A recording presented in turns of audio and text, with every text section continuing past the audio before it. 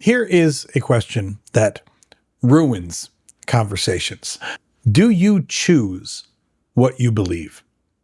It sounds really simple. It sounds like something that you could settle in about 90 seconds over coffee, but it's not. And you cannot. I've watched this question derail formal debates. I've watched it eat comment sections alive. I've watched it turn a perfectly civil discussion between two otherwise reasonable adults into a slow motion car crash. And I think I finally understand why. It's because almost everybody arguing about this is answering an entirely different question than the person who's sitting across from them. They're using identical words. They think that they are discussing the same concept, but they mean completely different things, and neither one of them even realizes it. So today, I have a rather ambitious goal. I'm going to attempt to address that.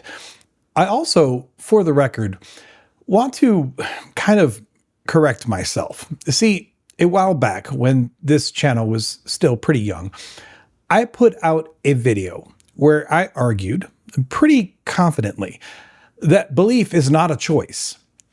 Full stop. No asterisk. I will put a link to that video in the description below because I'm not running from it. And I'm not here to retract that video. I still think that the core of it was right, and I can stand behind the general concepts that I communicated in that original video. But I've come to believe that it was incomplete in a way that actually matters. Basically, it was too clean, too tidy. And when things are too tidy, it usually is a sign that you've stopped thinking. You've gotten rather formulaic. So in a way, you can think of this video as being version 2. This is the video that I've been meaning to make now for quite a long time, following on from that original video. So let's get into it. So first, let's address why anyone even cares about this question. Let's be honest about why this isn't just philosophy nerd trivia. If belief is a choice, then a non-believer is, well, guilty of something. They made a call. They weighed the evidence. They saw the truth, and they turned away from it. And in many respects, that is deemed to be rebellion. That's defiance. That's a crime. And crimes can carry sentences. If belief is not a choice, then a non-believer, well, they're not guilty of anything. They're just built a different way from the believer. They looked at the same evidence as everyone else, and their brain simply did not come to the same conclusion as everyone else. And almost everyone would understand that that alone is not a crime. That's just a description of two different assessments of the same body of evidence. You see the problem?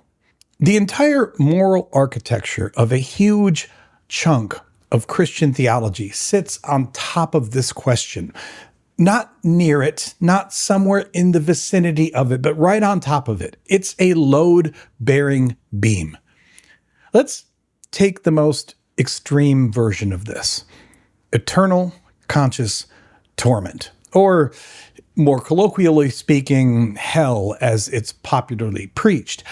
Not a metaphor, not annihilation, not a temporary purification, not purgatory, but endless suffering with no exit and no parole, no early release.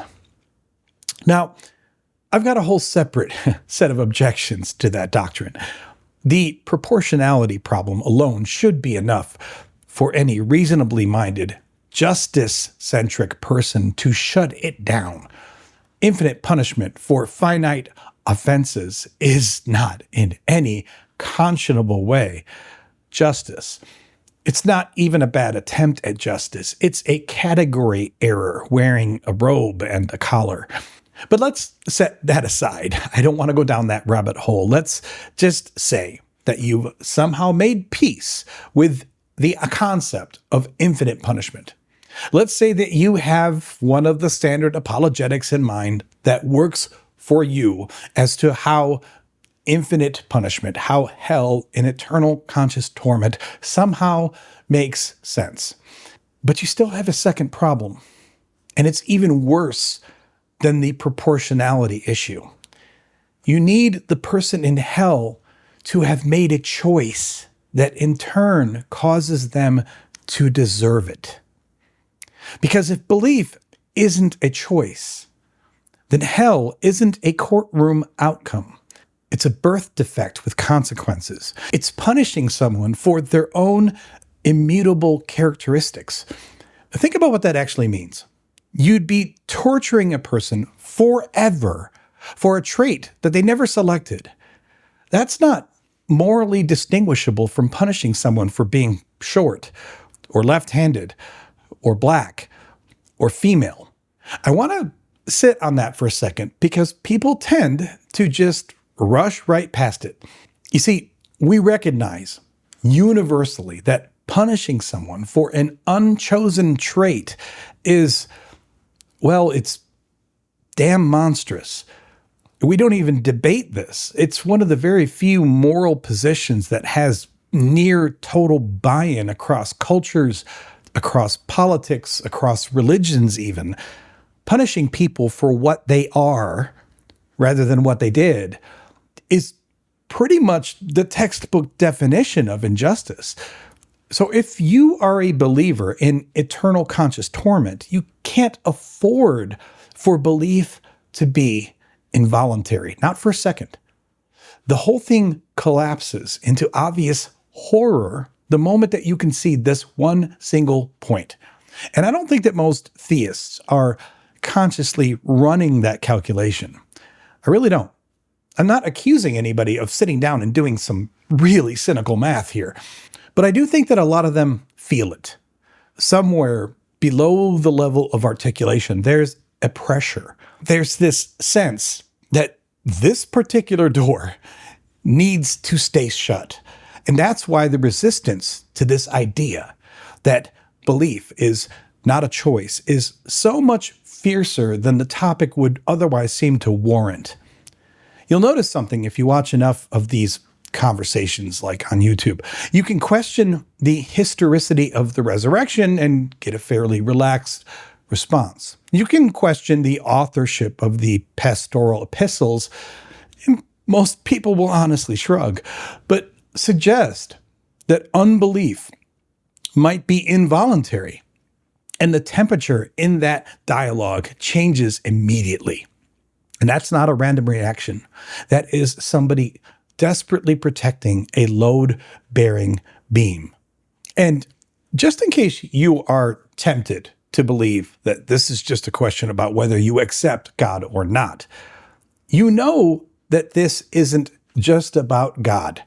If you watch what happens with some other items, like, for example, sexuality, there's still a substantial contingent of Christians who insist loudly that same-sex attraction is a choice. Not even the behavior, but the attraction itself, the orientation. Now, to be absolutely clear, this position has been thoroughly abandoned by mainstream psychology years ago.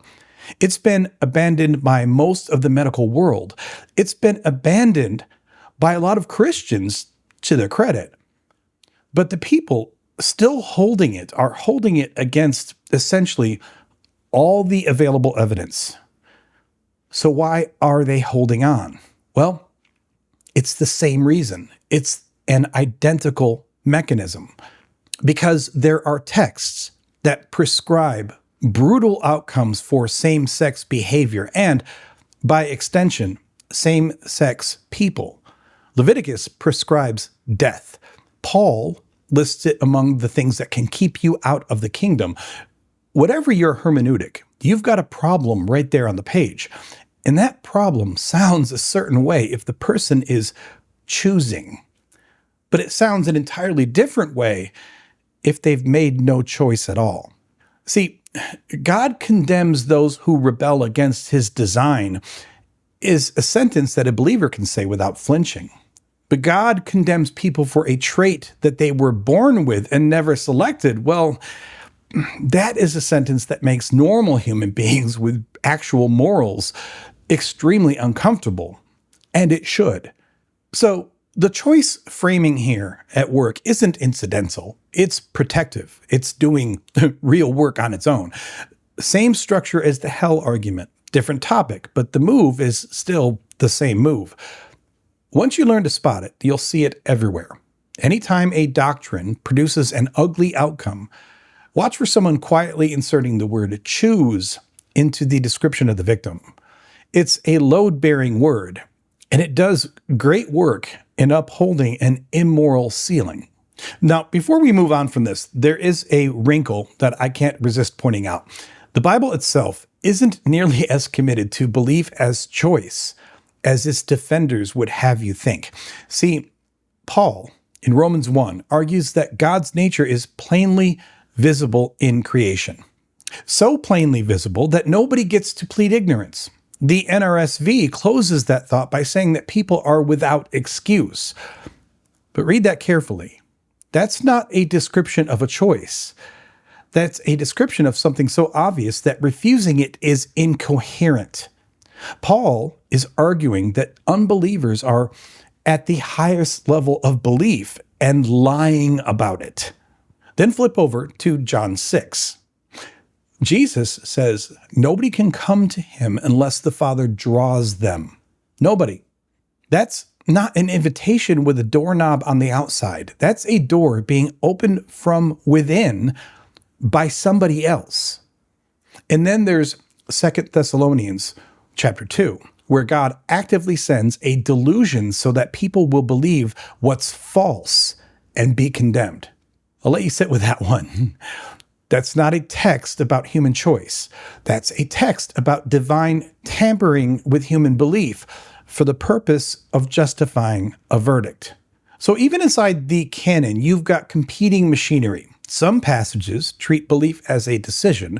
Some treat it as something granted or withheld or actively sabotaged from above. Which means that the modern insistence by some that belief is obviously a choice isn't a straightforward reading from the text itself.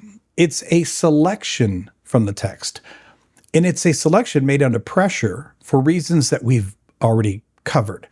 So now let's look at my side of the field and where we, overcorrect.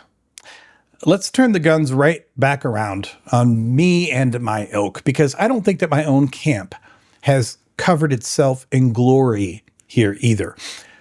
The standard secular position goes something like this. Belief is not a choice. Belief is what your brain does when it encounters evidence. It's an output, not an input. It's downstream of everything, your priors, your experiences, your neurochemistry, your upbringing, the argument that you happened to read when you were 19. And there's a really simple demonstration of this concept that I still think is close to unanswerable. So just try it right now. Choose to believe that you are currently sitting on the surface of Mars. Don't pretend, don't imagine, but actually believe that you are currently sitting on the surface of Mars. Wait for it and go. There you go. Do you believe it? Are you there? Have you convinced yourself that you are sitting on the surface of Mars? Well, assuming that you're not patently insane, of course you haven't. You can't. Obviously, you can't. You can say the words. You can maybe act it out for the camera, but that flip inside your head where the thing becomes true to you, well, that's not there. There's no switch. There's no lever for that. There's no muscle that you can flex that will make you believe the unbelievable. See, that's the secular argument on this issue. And quite frankly, it's a good one. Because belief isn't something that you do. It's something that happens to you. But here's where I think that we take it too far sometimes. If you push that all the way, you end up with a picture of the human being as a passenger, a passive passenger, not a driver, strapped into a seat, waiting on the commands of the subconscious to steer you around. And then people just run with it. For example, you could apply this to racism, and this is where it gets genuinely uncomfortable. If beliefs simply happen to you, then a racist didn't choose to be racist. Something occurred in their skull, a set of associations formed. There were downstream effects of their inputs, same as everyone else, and out came, well, a bigot. Now, to be fair, there's something true in this. Nobody picks their childhood. Nobody consents to their first 1,000 social impressions. The person raised in an ugly environment absolutely didn't choose that environment. But if you stop there, you've just excused everybody from, well, everything. Nobody's responsible for what they think, so nobody's responsible for how they act upon those thoughts. That's not just a philosophical conclusion, that's a functioning society that is dissolving right in your hands. And the same line of reasoning feeds straight into the wider free will debate, which I'm not going to fully unpack here today in this video because that would be an additional 4 hours on this video, and I'd like to keep at least some of the viewers around until the end, but it's all connected. If none of your beliefs are chosen and your actions follow from your beliefs, then it's not obvious what's left over to call you and or your free will. So my camp has a real problem here too. We've got a position with a lot of evidence behind it that, when taken to its extreme, turns human beings into weather systems, just mindlessly churning through a complex set of variables and inputs that ultimately results in some net effect that we can't even really predict or control. So with that problem firmly in mind, let's talk about what I actually got wrong and give you an honest assessment of my previous video. I answered the question as though it had one answer, and that, in retrospect, was incomplete at best and a mistake at worst. I looked at the strongest case for my position, the Mars example, the sun example, the ones where you obviously can't just decide that these things do or do not exist. And I generalized from those to all beliefs everywhere. Now, to be fair, theists do the exact same thing in reverse. They look at their strongest case, like the guy who was on the fence for years and finally committed to Christ, or the person who decided to give faith an honest try. And they make their own global generalizations from those to all beliefs everywhere. And then both sides sit down together and have a completely useless argument. And of course, this happens because I'm describing one thing and they're describing a completely different thing. And everyone is using the same word to describe it, which is belief. Now, I want to be extremely clear about something before I go further. I have not become a theist. I'm not softening on the God question. I'm not about to reveal that a warm feeling in a hotel room changed everything. No. What's changed is that I think the question itself was badly framed. And I'm seeing this question poorly framed time and time again as I peruse content from others as well. Belief, I've come to realize, is not one thing. It's a range. It's a spectrum. And whether you can choose it depends entirely on where you currently are in that spectrum. That's my thesis here. So allow me, if you will, to build this out. So I am proposing here the spectrum of belief. And some of you are going to hear spectrum and immediately think of Richard Dawkins. And that's fair enough. His spectrum of theistic probability is the obvious ancestor here, and I'm not going to pretend otherwise.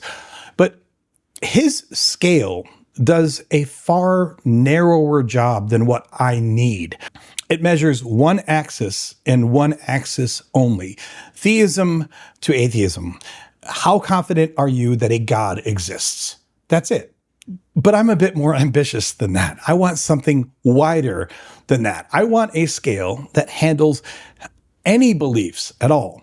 Gods, ghosts, cryptids, conspiracies, medical claims, political convictions, your confidence in your own memory, religious and secular, sacred and stupid, all on the same ruler. Because I think that the mechanism is the same regardless of subject matter. The content changes, but the structure of how we handle the push-pull of belief versus choice is the same regardless of what types of beliefs we're talking about. So here it is. I'm going to outline 7 positions, 0 through 6, and I'm going to walk you through them from the bottom to the top. Level 0 is what I am calling outright denial. At this level, for beliefs in this level, you're not skeptical, you're not unpersuaded, you're done. You are certain that it's false. A really good example that I can probably give you about this is Santa Claus. Now, most adults will happily believe in Santa in a soft cultural sense. He's a real figure in a fictional story. He's real on a card. He's real in the sense that he has a well-documented address and an established position on cookies and his own favorite holiday.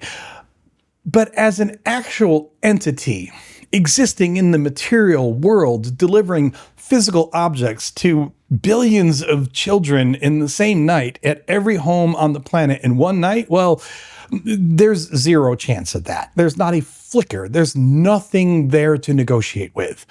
And notice here that there is a significant social dimension because it matters. If a grown adult tells you sincerely that they believe in Santa Claus, you don't engage with their reasoning. You start quietly assessing their mental state. See, level 0 isn't just certainty. It's certainty backed by social consensus. The next level, level 1, is what I call true disbelief. This is for the majority of honest skeptics, the position that they take. And it's where I guess most of you watching actually live on the God question. You've looked at the arguments. You found them unpersuasive. Maybe you find some of them actively silly. But most of you aren't willing to make a universal negative claim because, well, you can't demonstrate one. You're not on the fence. Let's kill that misreading immediately. A level 1 is not undecided. A level 1 has decided, and the decision was no. But there's a small, honest gap where certainty would be, and they refuse to fill it with bluster. Most atheists that I know are here at level 1 with regard to the God question. I'd argue that nearly all of them are, whatever they say on the internet. And here's how you can tell. You can listen to their own vocabulary. They will often call themselves agnostic or agnostic atheist or non-believers or unconvinced or lacking belief or a non-resistant non-believer. You see, that's all very careful language. That's the language of somebody protecting an epistemic gap. Now go ask a room full of those atheists whether they're agnostic about the tooth fairy, and they'll laugh at you. Nobody hedges on the tooth fairy. Nobody says, well, I lack belief in the tooth fairy, but I can't disprove her. No, the tooth fairy is level 0 territory, and everybody knows it instinctively. The fact that atheists hedge on gods and don't hedge on tooth fairies tells you something very real. It tells you that they're on different rungs because the same person with the same brain can have a ton of doubt for both positions, but they're still 2 very different levels. One is clearly denied, and the other is, no, it's not there, but I can't prove it. Level 2, I call the motivated skeptic. Now we're getting into the meat of the scale, and it's also, I think, one of the interesting parts of the scale. At level 2, you probably have some affinity for the idea. Something in you is a little bit drawn to it, but you're pushing back. And the pushback isn't purely evidential.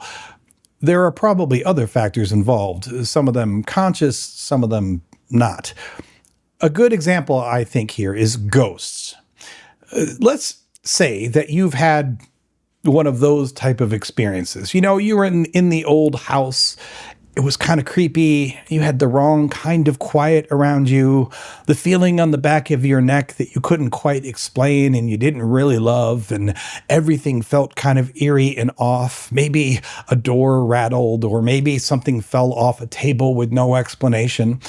And say a couple of your closest friends are absolute believers, and they've got stories, and those stories are not obviously nonsense.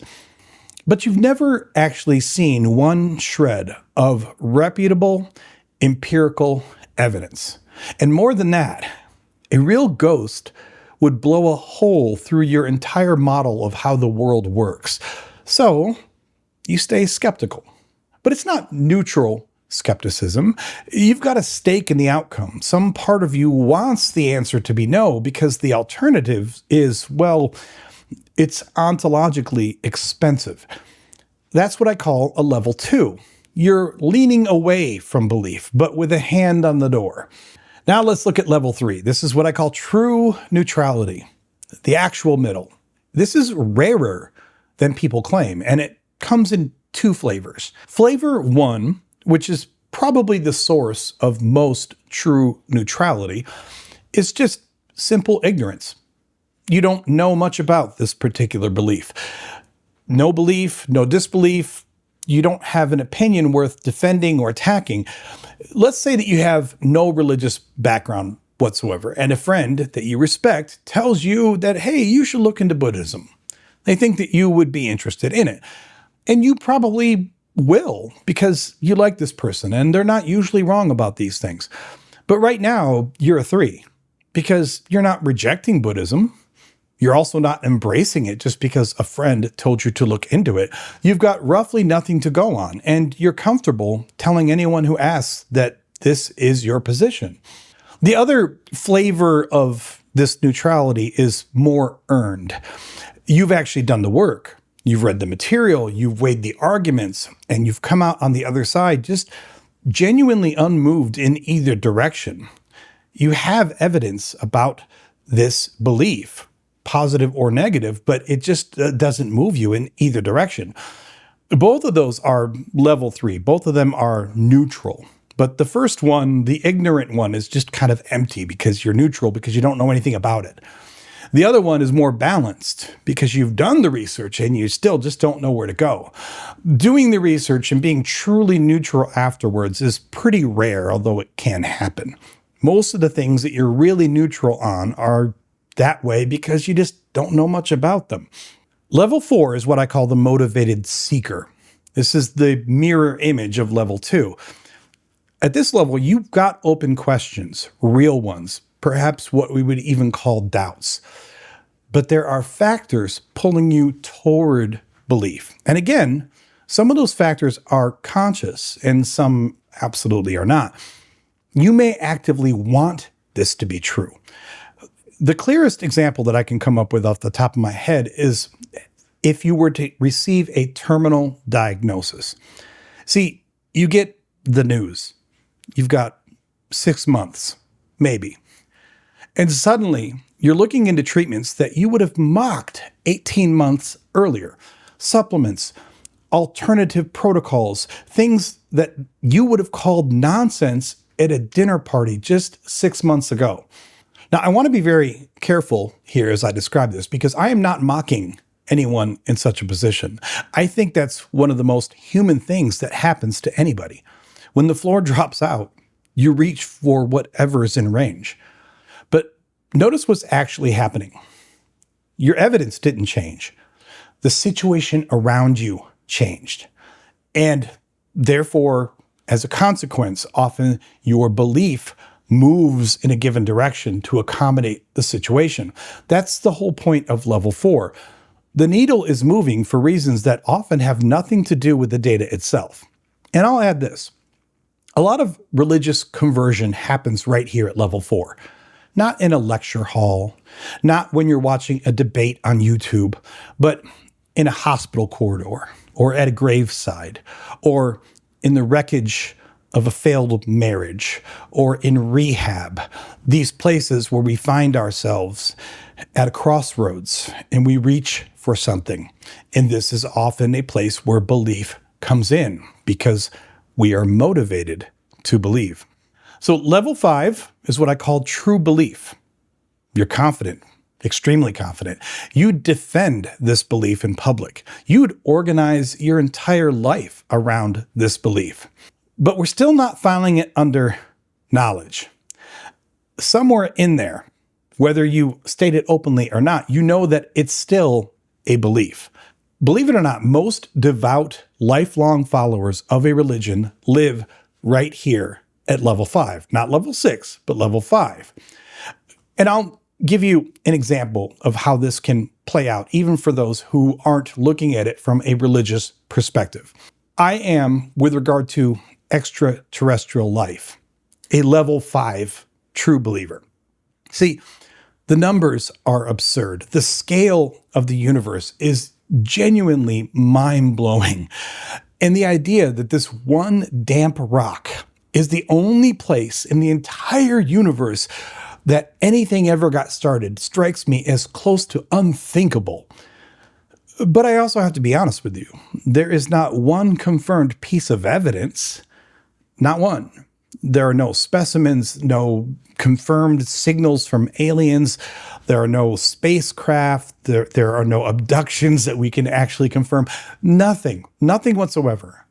So my position, my firm belief that there is life out there in the universe, abundant life, and even highly intelligent life, is, if I'm being really frank, an inference from arithmetic. And arithmetic, as compelling as it can be, is not a specimen. It's not full evidence. So this is a great example, I think, to tell you about 5-level belief, true belief, without dragging religious terms into it.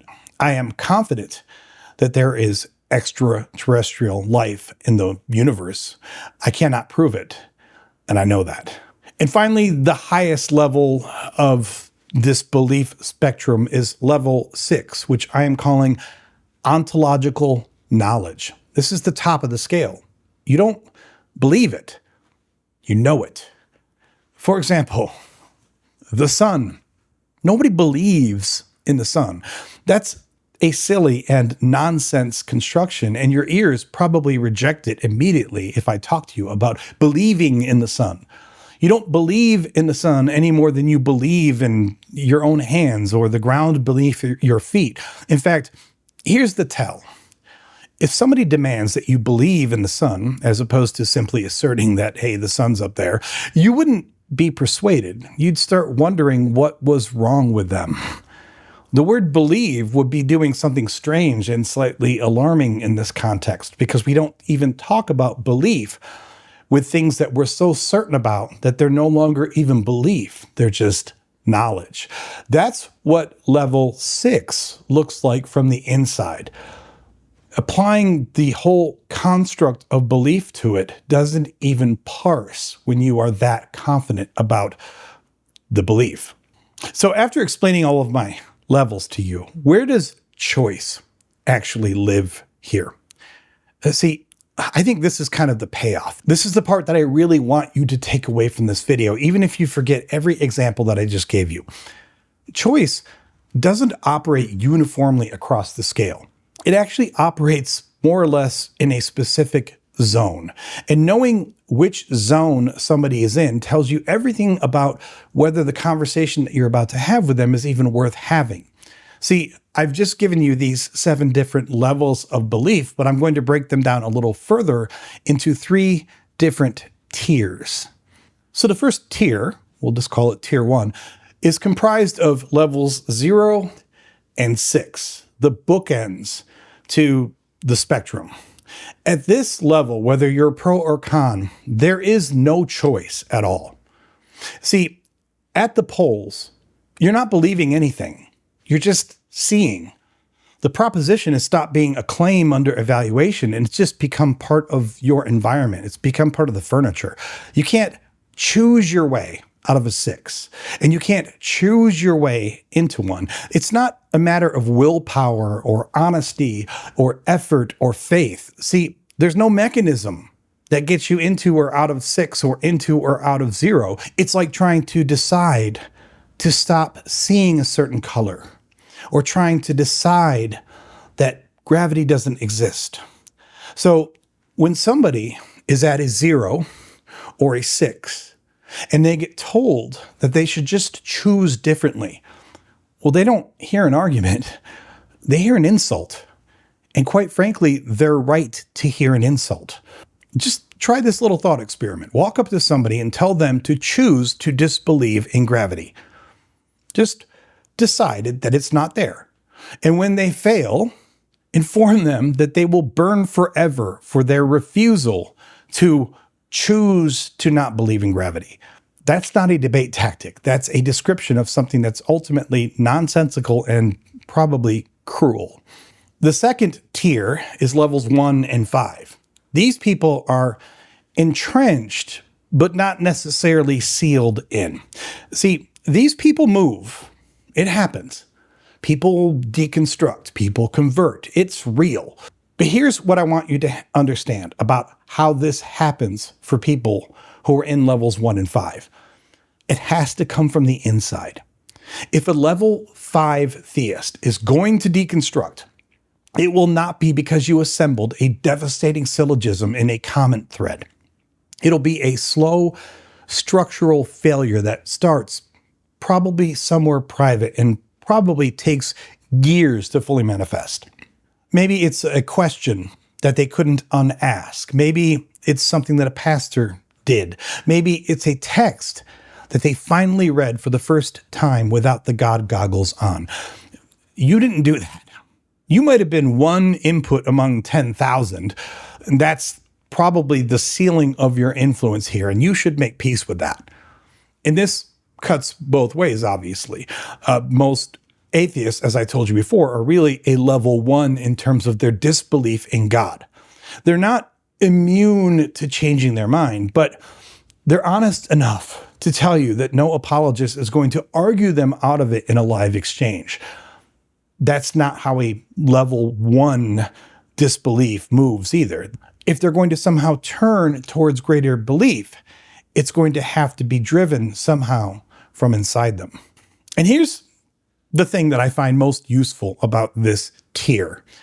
It's a linguistic tell. You see, theists are almost always at level 5, and they broadcast it constantly without noticing. Listen to their own words.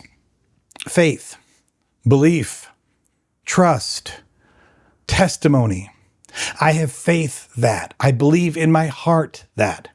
That's the vocabulary of a 5. Nobody talks that way if their belief is so strong that it's level 6. Nobody says that they have faith that water is wet. Nobody testifies to the existence of gravity. Nobody gets baptized into heliocentrism. The very existence of religious belief language is in itself an admission of the fact that they are not quite at the top rung of true belief. It's right there in the vocabulary. Somewhere in the structure, everybody knows that this isn't the same as actually knowing. And to be fair, atheists broadcast their disbelief just as loudly. All that careful hedging that so many of them use, the agnostic atheist, lack of belief. See, that's a level 1 announcing itself. So both sides are quietly telling you exactly where they are all the time, and neither side is probably listening to the other. And finally, from my 7 levels, the third tier is the middle tier, levels 2, 3, and 4. This is where choice absolutely does operate. And this is the concession that I'm making that I didn't make in my previous video. See, in the middle of the scale, you really can steer yourself. You can decide which questions to pursue. You can decide which sources to take seriously. You can decide to attend or to stop attending. You can decide to sit with the discomfort instead of resolving it. You can lean into or out of certain beliefs. Does that mean that it's total conscious control? No, obviously not. There's still a mountain of subconscious machinery that's grinding away underneath, but it's not zero. And I was previously treating this as zero. And in hindsight, I think that was wrong. And here's the crucial insight. When a Christian tells you that belief is a choice, they are almost always describing somebody who's in this zone, this tier. They're thinking of a real person, somebody probably that they've known, a guy who was wavering for 2 years and finally committed, a woman who kept coming back to the same questions until she stopped fighting them, someone who left the faith and then came back when they got a wife and kids.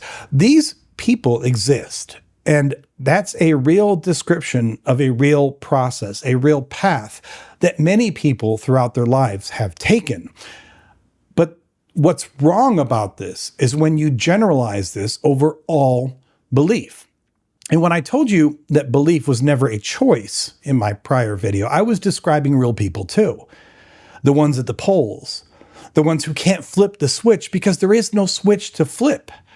But where I was wrong there is in generalizing this to all belief for all people at all times. See, both sides here are honestly reporting a real phenomenon.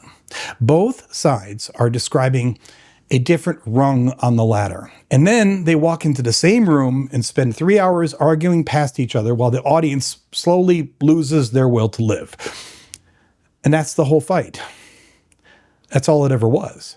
Now, before we go on, I want to make it clear that religion tends to make this argument much more painful than it needs to be.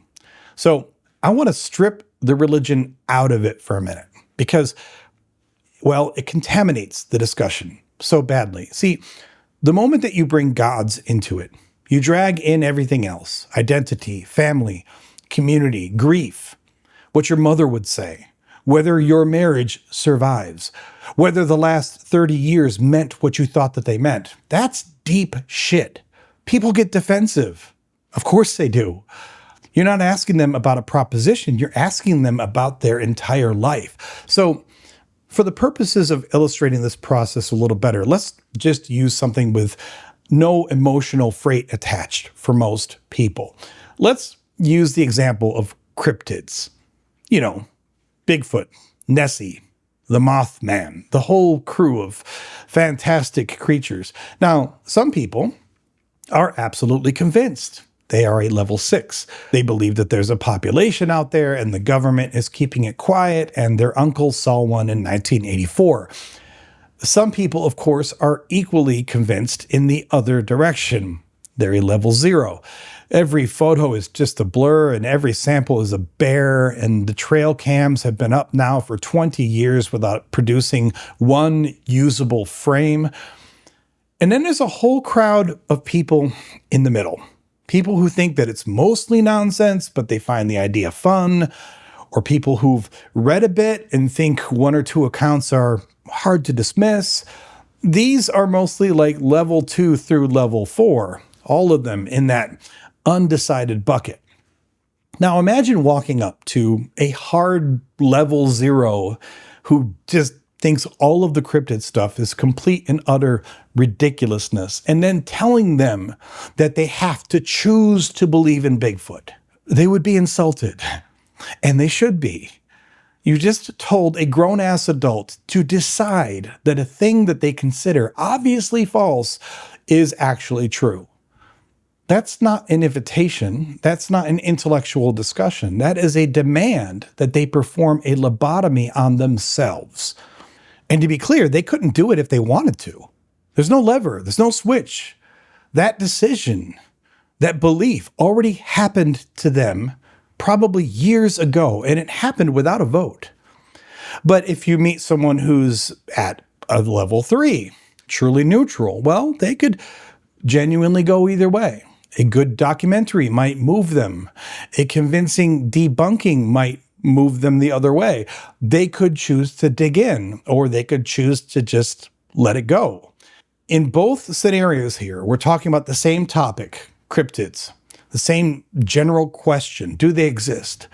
And we're getting completely different answers depending entirely on what this person's position was going into the discussion. And nothing about that changes when you swap Bigfoot for God. The only thing that changes is how much screaming happens in the comments. Now, this is not a race to either of the ends. Before I wrap up, I think that this point might be the most practical in the whole video. See, for most beliefs, most people will never be at a 0 or a 6 for their entire life. And that's fine. That's normal. There's nothing wrong with that. That's actually healthy. Even hardcore Christians may never hit a true 6. Listen to their language and you'll see that they know it, even if it's just subconscious. And even hardcore atheists may never hit a true 0. Same tells, same hedging. We're living mostly at 1 and 5, and we're mostly pretending that we're at 0 and 6 because certainty performs better in public. Certainty gets clipped. Certainty gets shared. Certainty goes viral. Hedging gets you 11 views and a comment telling you to grow a spine. But there's no prize at the end of the scale. The ends aren't where the wise people live. They're just where the movement stops.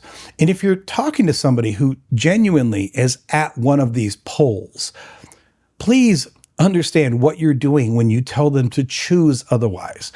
You're not making an argument. You're asking them to unsee something. The person at a 6 on God belief isn't lying to you when they say that they can't just stop believing. That's an accurate report from inside their own head. And the person who is at a 0 isn't being stubborn when they say that they can't just start believing. That is also an accurate report. And it's also from inside their own head. Neither of those people is being difficult. They're both telling you the truth about a machine that they don't operate. So let me try to wrap this all up with a bow. Belief is a choice, and belief is not a choice is a false dichotomy. It always was. It was a badly built question that forces a single answer onto 7 different situations. The honest answer is that it depends on where the person is standing in their current life and belief system. At 0 and 6, it's not a choice. There's no mechanism, no lever, no switch. And asserting otherwise isn't just wrong, it's rude. And the insult is what people react to, even when they can't articulate why they are reacting in that way. Now, even at 1 and 5, people do move, but you're not going to move them. That change comes from the inside on its own schedule. And if you think that you're going to reason a lifelong believer out of the faith in a single conversation, well, you've badly overestimated your own significance. That's arrogance dressed up as rigor. Now, at 2 through 4, choice genuinely operates. It genuinely plays a much more active role. People in that zone really can steer. They really can lean. They really can decide which questions to keep asking and which ones to quietly push off to the side. And if you deny that, you're being just as reductive as the theist who thinks that everybody's got a dial in their head. That is the correction that I owed you. To be absolutely clear, I still don't think that you can just decide to believe things. I've made no move toward theism, and I really don't think that I'm going to. But I no longer think that that observation covers the whole field, and I was frankly overclaiming when I said that it did. Now, one last thought, and perhaps it's the uncomfortable one. If any of this is right, then the doctrine of eternal conscious torment gets worse, a lot worse, not better. Because the people that it targets most directly are the hardened unbelievers, the level 0s and the level 1s, the ones who are furthest from belief. And those are precisely the people with the least capacity to just choose their way out of it. So the punishment scales with the involuntary nature of the crime. The less you could have helped it, the more punishment you get. I would love to hear an apologist work through that one. The comments are open.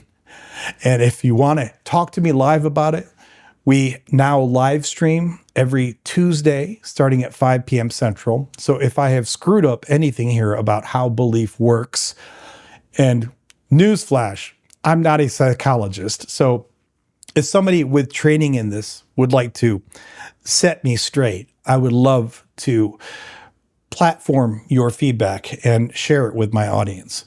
But I really believe that this is a far more accurate way to talk about belief and choice, rather than just asserting that belief is a choice or asserting that belief never is a choice. I think the answer is far more nuanced than that. I want to give special thanks to my members who will be hopefully seeing this video earlier than when it gets published on its normal schedule. Hope to see all of you on the live streams as well. I want to thank you so much for your support. It is so much appreciated in terms of keeping me going. I hope to see all of you on future videos, but until I do, lo, I say unto you, stay skeptical.